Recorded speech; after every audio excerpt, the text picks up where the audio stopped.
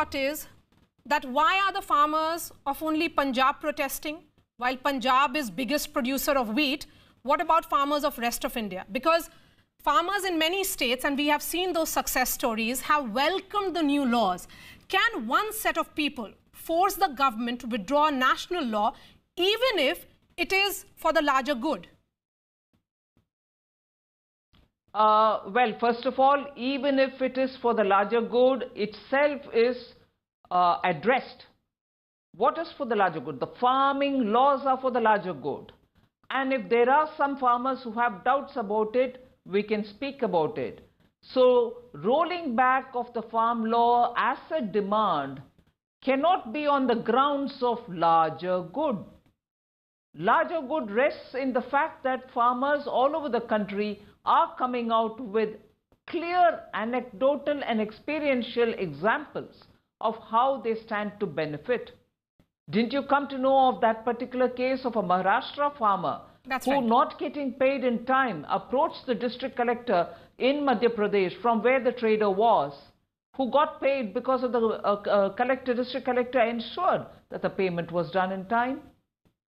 So, repealing of the laws for the larger good just doesn't hold water. What is the... But if they are asking about some aspects, yeah. Yes, please, go ahead, ma'am. But if they are asking about some aspects of the laws in which they are confused or in which they are not sure, the ministers are ever ready to answer those clarifications.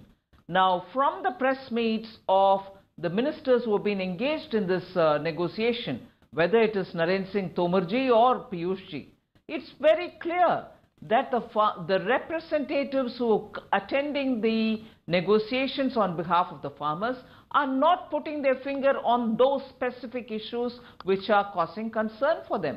Contract farming exists in Punjab, exists in Maharashtra, where Congress party is in the ruling, and they have never thought of repealing it.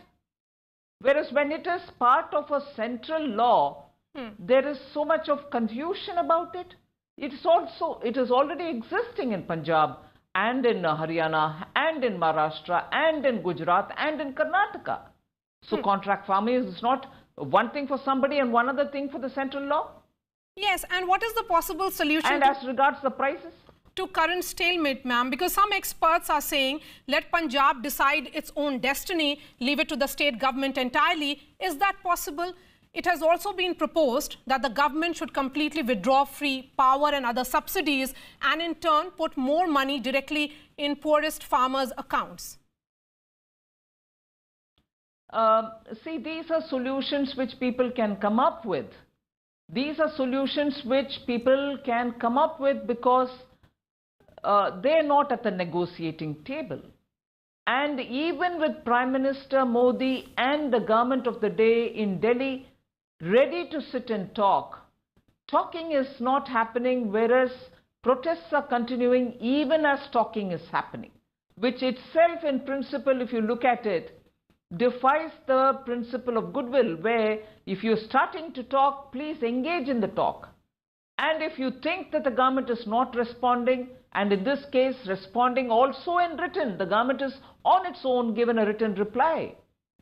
So that's where I think the minister's statement, Piyush Goyalji's statement, that probably this whole negotiation has been hijacked. The farmers' protest, which is on questions of they not being clear, probably is gotten hijacked by such elements for whom protest in India is now becoming an exercise to recover some of their lost ground, bring the brotherhood from all over the world, and also have all their old boys associations stand up and speak from their respected think tanks centers, and also those who have a column space available for publishing in global newspapers to publish articles against this government.